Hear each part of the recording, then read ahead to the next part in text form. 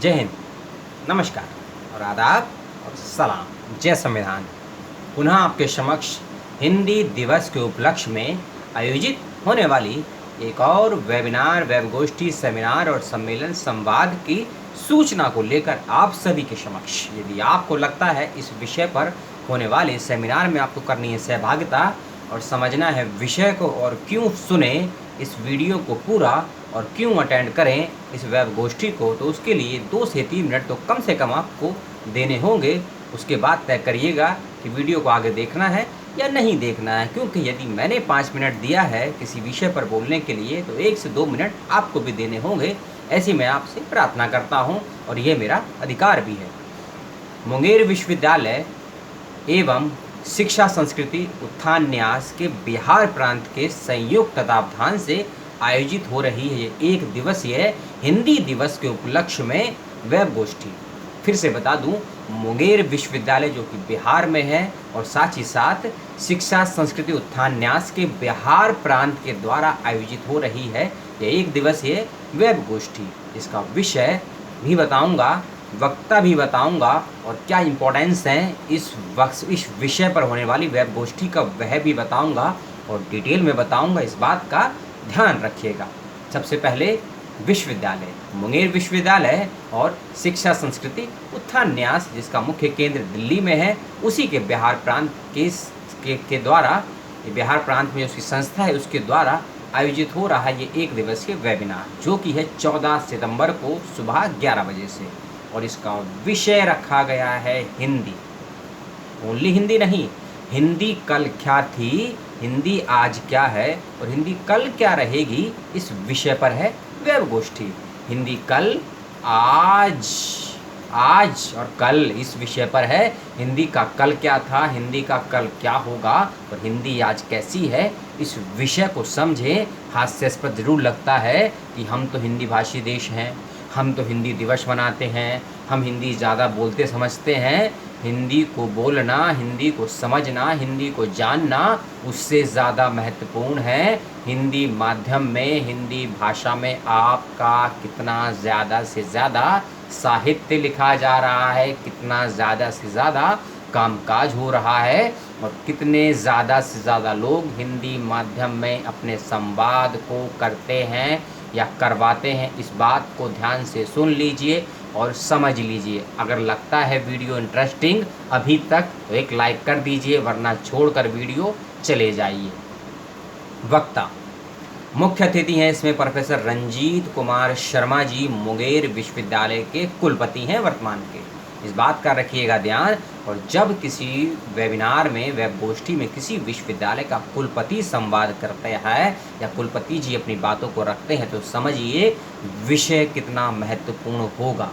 क्योंकि बहुत से वेबिनारों में आपने सुना होगा सहायक आचार्य या प्रोफेसर लोग आते हैं अपनी बातों को रखते हैं, लेकिन जब किसी संवाद कार्यक्रम में किसी भी विश्वविद्यालय के कुलपति को आमंत्रित किया जाता है तो इस बात को समझिए विषय गंभीर है और विषय तार्किकता की मांग करता है। क्योंकि बोल कर चले जाना और बोल देना अलग होता है, लेकिन विषय पर तार्किक दृष्टि से, तार्किक समझ के साथ बोलना और श्रोताओं को अपने से जोड़कर महसूस करवाना अपने दर्द को, यह वक्ता की सफलता की निशानियां होती हैं। इसी क्रम में अगले वक्ता केंद्रीय शिक्षा संस्थान दिल्ली विश्वविद्यालय दिल्ली से मुख्य वक्ता हैं प्रोफेसर नीरा नारंग जी। एक केंद्रीय विश्वविद्यालय के केंद्रीय शिक्षा विभाग या संस्थान से रखती हैं संबंध, तो समझिए यूनिवर्सिटियों के स्तर पर, विश्वविद्यालयों के स्तर पर हिंदी का अस्तित्व क्या है, क्या होगा और क्या हो सकता है भविष्य में एकेडमिक जगत में, उसकी समझ प्रोफेसर नीरा नारंग जी में आपको उनके वक्तव्य में सुनकर समझ में आएगी। इसी क्रम के अगले वक्ता हैं सेवानिवृत्त प्रोफेसर तिलका मांझी, भागलपुर विश्वविद्यालय से रखते हैं संबंध। फिर से बता दूं, सेवानिवृत्त है प्रोफेसर और नाम है डॉक्टर तपेश्वर नाथ और तिलका मांझी भागलपुर विश्वविद्यालय से रखते हैं संबंध। इस बात को समझिए, एक व्यक्ति जब पद से रिटायर होता है तो विषय से रिटायर नहीं होता है। विषय से सेवानिवृत्त नहीं होता है, पद से रिटायर होता है, कामकाज उसका जारी रहता है, उसका प्रमाण है डॉक्टर तापेश्वर नाथ जी। क्योंकि विषय की गंभीरता पर ऑडियंस यदि गंभीर नहीं है, श्रोता यदि गंभीर नहीं है, तो वक्ताओं को बोलने में और सुनने वालों को संवाद के साथ साथ सवाल जवाब करने में 1% भी इंटरेस्ट नहीं होगा, रुचि नहीं होगी। इसी रुचि को बनाए रखते हुए सेवानिवृत्त व्यक्ति को भी स्थान दिया गया है। अपने अनुभव के साथ साथ आज के हिंदी के दौर में, हिंदी के कल को, आज को और आने वाले कल को, आज के भविष्य में हम क्या सोचते हैं, क्या समझते हैं और क्या दृष्टि होनी चाहिए, उसके लिए डॉक्टर तापेश्वर नाथ जी को ज़रूर से ज़रूर सुनें। एक और वक्ता हैं इसमें जो कि शिक्षा संस्कृति उत्थान न्यास की बिहार प्रांत के सदस्य हैं और बिहार विश्वविद्यालय सेवा आयोग से भी रखते हैं संबंध। इस बात का विशेष ध्यान रखिए। नाम है प्रोफेसर विजयकांत दास। जो लोग भाषा और एकेडमिक भाषा को क्षमा कीजिए, जो लोग भाषा और प्रशासनिक भाषाओं को समझते जानते हैं या प्रशासनिक स्तर में, प्रशासनिक क्षेत्र में भाषा की स्थिति क्या है या भाषा के साथ साथ भाषा के माध्यम की जब बात की जाती है, तब समझिएगा हमें कहीं ना कहीं उसी प्रशासनिक क्षेत्र के किसी व्यक्ति के प्रतिनिधित्व को सुनना बेहद ज़रूरी हो जाता है और बेहद महत्वपूर्ण हो जाता है। क्योंकि शिक्षा जगत का प्रतिनिधित्व आप सुन लेंगे, समाज का प्रतिनिधित्व सुन लेंगे आप, लेकिन जब प्रशासन की बात करते हैं, उस प्रशासनिक संगठन का भी एक प्रतिनिधित्व होना चाहिए अपनी बात को रखने समझाने वाला।